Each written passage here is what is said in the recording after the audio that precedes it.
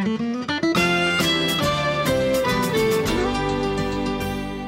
everybody. Welcome back to another Minnesota Bound podcast.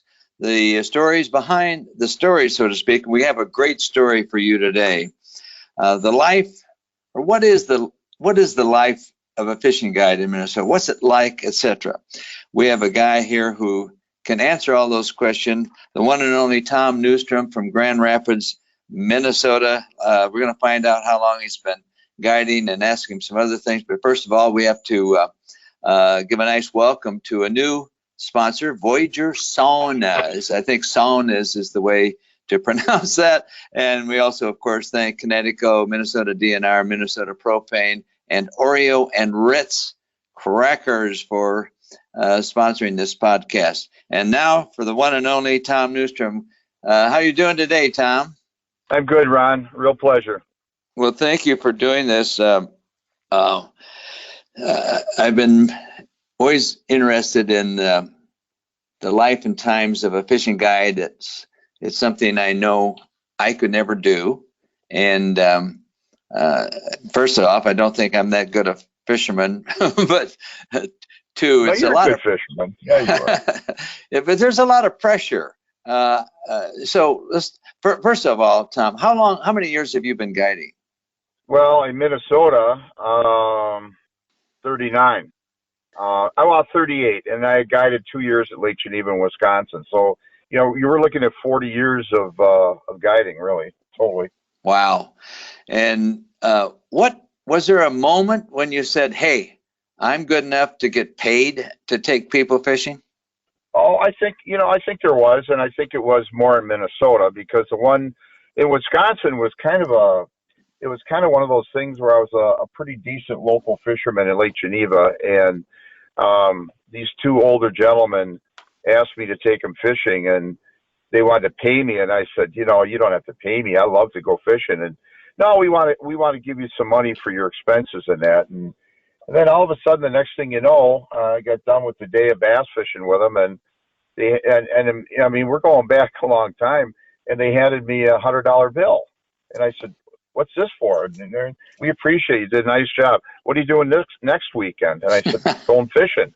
Would you mind taking us again?" I said, "Sure, but you don't have to give me $100." And sure as heck, after we got done with the day, they handed me $100, and I thought, well, this is pretty cool. So it kind of started it off.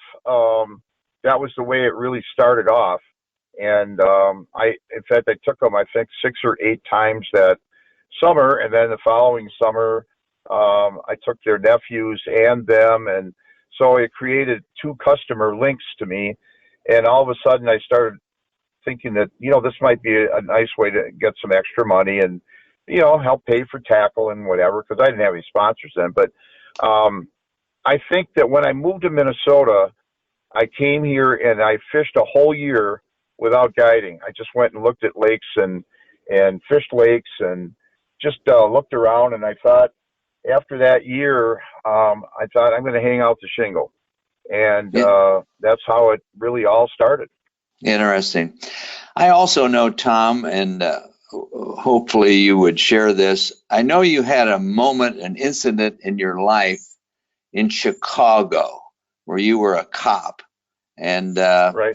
that moment, I think, if I have the story right, made you open your eyes and say, I don't know if I want to do this anymore. Can you share some of that story with us? Sure. 1971, I got shot 3 times. My partner got killed, and it was a devastating moment. But when you sign up to do the job, those are things that are unexpected, but they are expected, and it can happen at any time. You don't know, and that's why I have such great support for police work all over the country. But I think it changed my mindset a little bit. But I went right back. I was off for a year. I had last rites. I almost didn't make it, but I did make it, and I was off the job for a year. I was actually teaching in the police academy for nearly a year, and then I went back out on the street. And what did I do? I went right back at it again, and I was a undercover narcotics officer for about 5 years, and then just worked in kind of just doing some other stuff. And then all of a sudden, an opportunity came for a job in Minnesota, and a friend of mine encouraged me to apply, and I did, and I got the job, and the rest was history. Yeah, well, we're happy.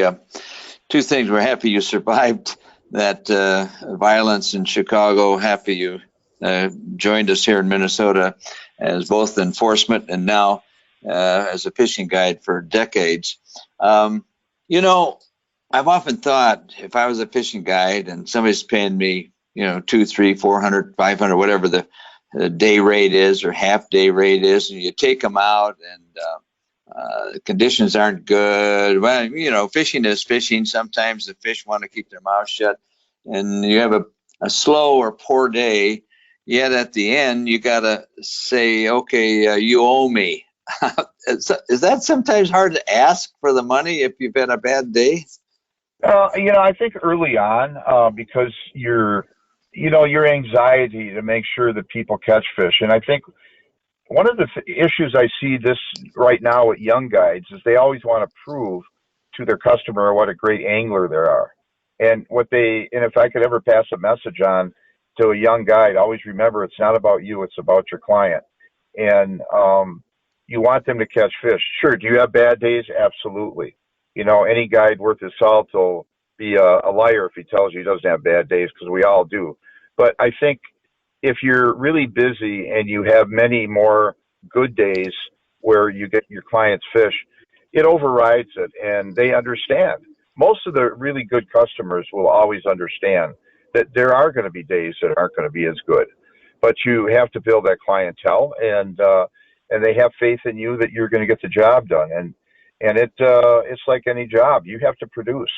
If you don't produce, your calendar book is going to be empty. And that is one thing that you have to understand.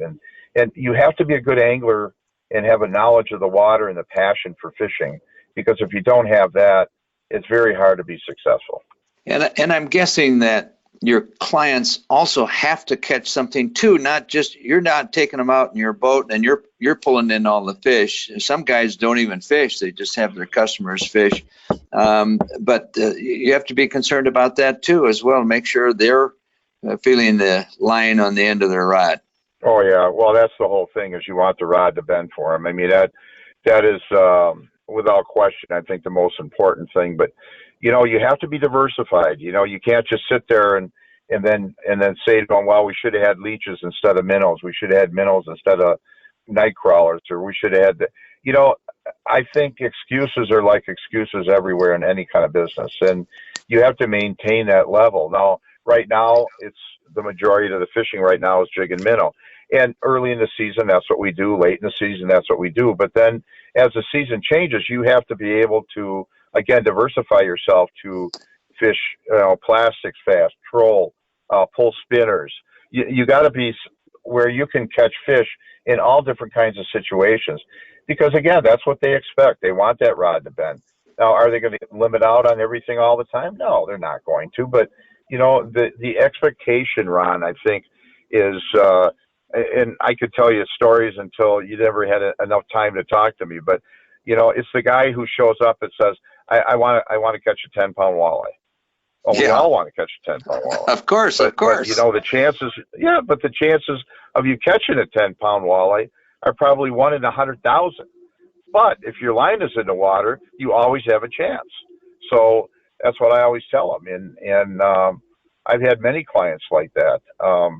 You know, some of the more frustrating moments sometimes is when you take people fishing and you take them to a lake that doesn't get a lot of pressure, and it's kind of your secret lake in your back pocket. And the next day you show up and they're sitting right on the spot where you took them.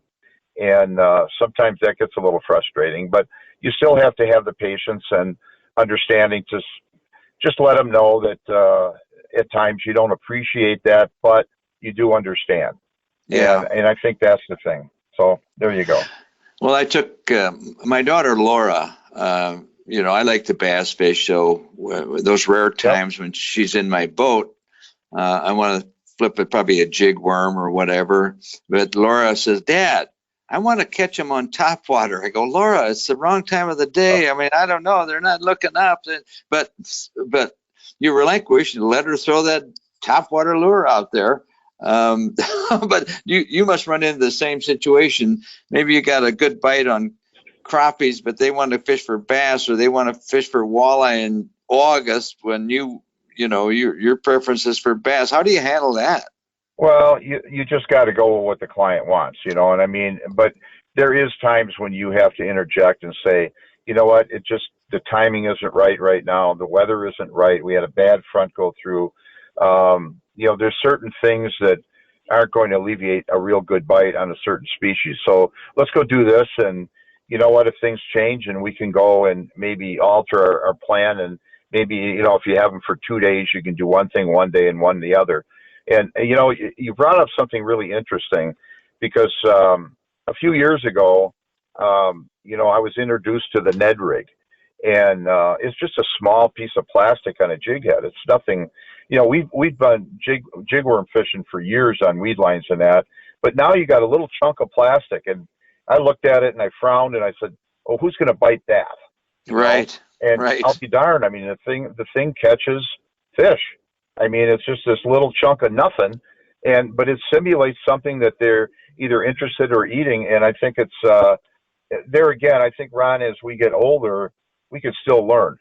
And Al Linder, one of my best friends, always says to me, he learns something every day, and I agree with him because I could frown at it and turn my nose at it and say, why would I want to use this? But all of a sudden, I start throwing it and catching fish, and it definitely is in my boat when I'm going bass fishing, no question. We're chatting with Tom Neustrom, a longtime Minnesota fishing guide from the Grand Rapids area, kind of figuring out what goes on in the mind of a fishing guide for all these years. I have to take a little break here and thank our newest sponsor, Voyager Saunas. Hey there. Bill Shirk, the man about the woods. You know what? It's time to relax, and Voyager can help. Voyager builds custom saunas for your home, backyard, business, and you know what? The pick of the Shirk family, we love Voyager's mobile saunas that go anywhere we want to go. Clear grade cedar benches, spray foam insulation, Kuma wood-fired stoves, or Hilo electric heaters. These are Finnish-influenced hand-built saunas that will last a lifetime. They're constructed with care by the hometown Voyagers team. The Shirk family loves our Voyager mobile sauna. Voyager, a Minnesota movement influenced by Finnish culture. Visit VoyagerSaunas.com and get ready to distress. Trust me, it works. Hi, I'm Laura Schara, and do you really know what it costs to heat water at your home, cabin, or business? No? Well, we do. Based on data from the U.S. Department of Energy, the average annual savings for homes that heat their water with propane rather than electricity is $175. You can save energy and get 2.5 times as much hot water compared to the average electric water heater. Let's save energy and money with a cleaner, greener fuel. Propane, the right energy right now. And let me say something about Connecticut. One of my sponsors, Connecticut Freshwater Systems. I can't say enough about them. I've had Connecticut in my home for years. Connecticut system is high-tech, uses very little salt and no electricity. And more importantly, it delivers the best fishing water, best water, drinking water. And when I first put the Connecticut in, before that I had iron stained water, brown, et cetera, and after the Connecticut system, that all disappeared. The water that comes out of my tap is as good as it you might buy in a plastic bottle, and they're actually better for the environment if you don't. So Connecticut, if you haven't tried it, explored Connecticut, please do so, and you won't be disappointed. All right, welcome back as we continue our conversation with Tom Neustrom, Minnesota fishing guide par excellence. Tom, we were talking about the customer, etc. How do you kind of rotate your lakes, or you kind of go on what a lake's doing, what the weather's doing, what the wind's doing, stuff like that? Oh, you kind of have to, Ron. You can't go to the same lake every day. Although the bigger bodies of water, you can, like a Winnie, a Leech, Red Lake. I mean, Red Lake, I like to go every once in a while because it's a bit of a drive. But but still, you got to get the best opportunity for people to get bit. And, I think more so now than we used to. We keep a good group of guys that we talk to. We trust each other. We help each other a lot. And, sometimes if you've been off the water for, like I'm going to Fort Peck the first part of June for a week, and I'll be off the water for a week. Well, I got to call a couple guys when I get back and say, how's the bite going? And they'll tell me, and I'll share information when they have to be off the water. So those things really help. But I'm not afraid to go to a big lake several days in a row, but I am afraid to go to a small lake several days in a row. I think you can put the hurt on it pretty good. And, one thing about guides is we can read water better than most average fishermen can. And with the electronics and the things that we have right now, and even what we've learned, there's nowhere to hide. But fishing is fishing, and you can't catch them every day. But I think we're a lot better at it today than we were 20 years ago. Well, the other thing is, I would think maybe if you went to the same lake all the time, you'd get bored with that. And no, I agree. Yeah. Right now we're catching fish on Winnie in deeper water than I ever would think of this time of the year. But there again, there's something that's causing that to happen. I don't know why, but even on one of your favorite lakes I was on the other day, it just the fish are deeper. I don't know what happened to the shoreline bite, but they're down in that 18 to 22 feet. And, it's just kind of one of those things where I think the weather adjusted the bite a little bit. But, as a fishing guide, I'll tell you, you really have to pay attention to conditions. I think there's so many good baits and lures, and we're good at all of it. But I think conditions can change everything. I don't care how much value you have in your equipment. Conditions and weather can change the whole deal. Well, the problem I have, and I was wondering if guides have the same problem, is fishing memories. Now, on the Monday after the Minnesota opener, I and some other guys went up to Upper Red and crashed and burned there, as almost everybody else did too. But you end up fishing memories, and I don't know where those walleyes were either. They weren't shallow, or at least if they were, they weren't biting. And so you learn these things the hard way, so to speak.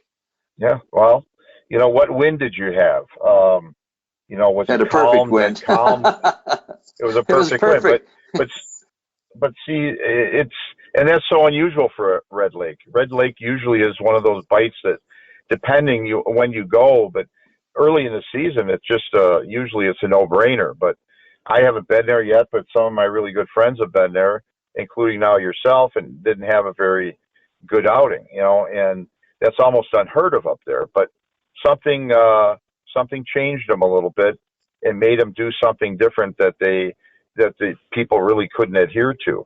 And it could have been the shiner run. It could have been the shiners weren't in close like normal, or it's one of those things around where sometimes it's so hard to explain why the fish didn't bite, but they didn't. And but if they bit every time and you fish the same spot every time, like you said, it gets boring. And I think that the chase and all that part of is what has driven me for 40 years. I mean, it's the chase and looking and the hunting and finding the fish, catching the fish. My customers catch them. At the end of the day, they have a smile, I have a smile, and I feel like I accomplished something. And that's fishing, though. Indeed. I have to ask this. People are people. Most anglers are good people. At least I tend to think that way. But every once in a while, you might find a bad apple that gets in your boat, irritates you, and says things that irritate you or whatever, or insults you for whatever. I'm sure that's probably happened to you. What do you do? Just grit your teeth and wait for the day to end? I can only tell you it only happens once. It's a good question, because I get asked that quite a bit. And you try to make the best of the day, change the subject. If you know they're irritated, try to find a way to unirritate them. Um, I get stories of guys. The worst ones are the ones that. Well, I was up in Canada 2 years ago with Joe Schmeckel, and we caught 150 walleyes in 4 hours. Well, number one, it's probably impossible, but the other thing is, I tell them right now, I said, your expectation of that is great, but we're not in Canada. These are waters that are fished, and you have to understand that it's not going to be the bite you think that you had up in Canada. We're not going to have that bite, and you try to change up a little bit. Some guys you just don't, and that's why I made the comment at first, say only once. Yeah, I know. Now, some guys have told me that if there's a husband and wife, the wife tends to listen to your instructions better than the husband does, and then often ends up out fishing her husband. Absolutely. Really? Absolutely. And I probably have 8 couples that fish with me, and a lot of them started out fishing with me because the husband doesn't have the patience to teach her. So it's better to throw her in the boat with me and have her sit near me, and I can watch everything she's doing, teach her, and give her a better feeling of what she's got to do when she's out fishing with him. And but it's a growing relationship that you have to, probably the second or third time she gets it, and then after that she usually kicks his butt, and because she listens better. She does. She just because he knows what he's doing. He's fishing. He knows the deal, and she doesn't know anything. But now all of a sudden she's got confidence. I can do this.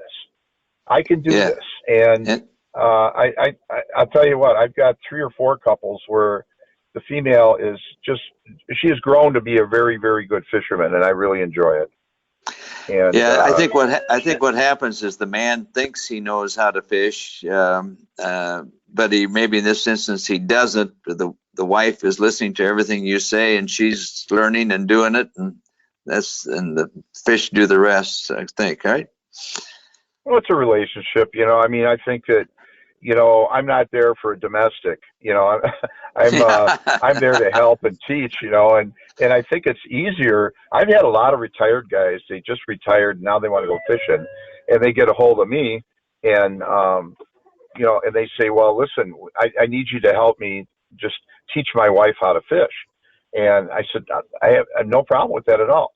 And I start her out on spinning. I don't care if they want to use spin cast, because that's what he taught her to do.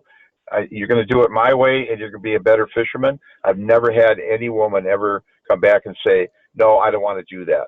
Okay. Very, very receptive to it. And it's fun. It's fun to see them become a better angler, anybody that you guide, but especially a lady in the boat, because you know what? It's going to be a better relationship with her and her husband when they do go fishing together. Tom, I have to take a short break here. We're visiting with Tom Neustrom, a longtime fishing guide in Minnesota, kind of exploring the ins and outs of guiding, and want to give some time here to our sponsors, Minnesota DNR, Nabisco, and Oreo and Ritz. So here we go. I just want to thank the Minnesota DNR, and as we know, Minnesota's wildlife management area are a vast array of lands across all of Minnesota, and there are approximately 1,400 wildlife management areas that are valued for wildlife in Minnesota's outdoor recreation opportunities. So speaking of recreation, to find out more about Minnesota's wildlife management areas, you can go to mndnr.gov/WMAS. Today is a day for adventure. Cub has all the Nabisco snacks you need to make sure adventure is delicious from start to finish. Life just tastes sweeter when you share Oreo cookies on the trail, when you crunch Ritz crackers at the campsite, or rock the boat with Ritz Cheese Crispers. Stop a Cub on the way to your adventure. The great outdoors is calling. Don't forget your snacks. Welcome back to Minnesota Bound Podcast. We're visiting with Tom Neustrom, fishing guide from Grand Rapids. And Tom, I don't know, maybe you need some business. Do you have a website people could reach out to you for? Well, they can find me at, www.minnesotafishingconnections.com. And again, that's www.minnesotafishingconnections.com. And if you want to give me a call on my cell, it is 218-259-2628. And the one thing I have to warn people, we're pretty booked up with Canada being closed. People they got to go somewhere, and they have been calling and calling and calling. And right now, for me, I'm pretty well booked up through the mid-July, but I have a sprinkling of a day here and there in June, but nothing much. But I think all the good guides right now are getting booked up just because it's Canadian situation, and then 100,000 more licenses were sold, and people want to learn how to fish. So you got a lot of those things going on. But we welcome the business, and I would love to have you get a hold of me, give me a call, and I will help you any way I can. Well, that's good news for you, Tom, and for all the guides. A couple more things before we say goodbye. One is, as long as I've known you, you've been more involved than just a fishing guide, taking people out fishing. You've also been interested in fishing issues in Minnesota. You serve as a volunteer citizen in walleye groupings, etc. Explain your interest there. I mean, it's not just guiding for you, it's also interested in the resource. Ron, fishing has been so good to me, and I think it was my way. It is my way of giving back to the sport that I love, but I also care about, the fish that are going to be left behind when I'm gone. And I want to make sure that I make some type of impact by being on some of these committees, and hopefully I can reverse some of the changes that a lot of people say are happening, and put them in a positive way and make sure that there's fish for us to catch forever.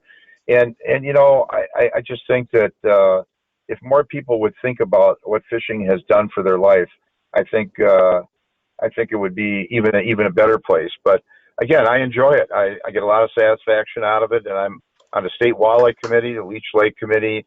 I'm also, of course, I'm on the board at Minfish, which I love, and what a great group of guys that hopefully are going to move the needle in the future. And I just think it's an important part of my aspect of my life is to give something back to natural resources and fishing that's been so good to me.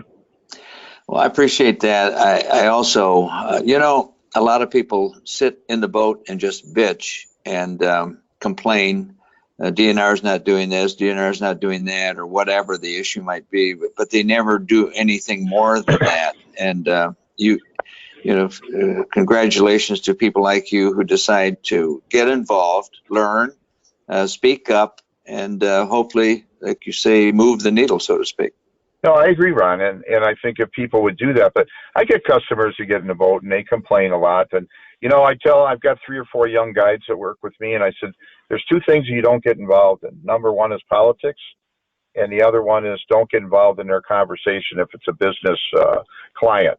And it's great advice for young guides. So that's one thing, and do a lot of listening. But I think that if more anglers would take the time, if they got to call a legislator, if they got to call somebody or talk, and don't sit around and complain about, do something that can make a difference. And I think if we kind of look that way and kind of hook together as people in general, I think we're on the right track of preserving what we've got. And I know, Ron, I always compliment you on the job that you do, because you are about everything. It's not just the fishing, it's the hunting, the outdoors, it's the eagles, it's the loons, it's everything that we have grown to love about the outdoors. And I can tell you that I know I watch your show a lot, and I think this is what other people can do.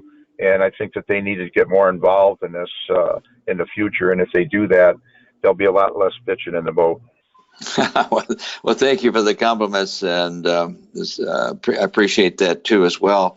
All right, here's a question that just a couple minutes left here. Here's a question that I'm sure you've had before. What's your absolute best day or best memory as a fishing guide? Wow, I've got so many. I know. It's really difficult. I think taking a dad and his son or daughter fishing and having both of them catch a bunch of fish, and at the end of the day, I had a great day this last year with a guy and his son was like 12 years old, and we caught a lot of fish. I mean, we had a great day, And he said, that was the best day of fishing I have ever had in my life. And he was a corporate guy, maybe 48 years old. And his son said, I want to be like you when I grow up. Wow. I That's cool. I thought that was great. Yeah, for sure it was. Yeah. And a lot of people ask me, what's your favorite fish? So I'll ask you, what's your favorite fish? Oh, walleyes are crappie second, but walleyes are my favorite. I like smallmouth. You know what? I like any fish that pulls and bends a rod. But if I got to go, and when I go to saltwater, I love catching permits. So I think walleyes, crappies, and smallmouth, and those three, those are the ones I love to catch. I'm laughing because you've gone through several species. My answer is always, what's my favorite fish? The one that's on the end of my line at the moment. Well, that's true, Rod. That is true. Yeah. But, you asked me my favorite, so I had to tell you my favorite. But no, very good. But that's so good. But thank you, Rod, for your time, and it's a pleasure. And always, I have a tremendous amount of respect for you. Well, thank you. And before we say goodbye, I want to give a nice welcome again to Voyager Saunas, to our Minnesota Bound Network. I want to thank Connecticut, Minnesota DNR, Minnesota Propane, and Oreo and Ritz. And especially want to thank Tom Neustrom for being our guest here today. And as I say goodbye, as I've said for 25 years on the Minnesota Bound television show, remember to introduce a kid to the great outdoors. Thanks for listening.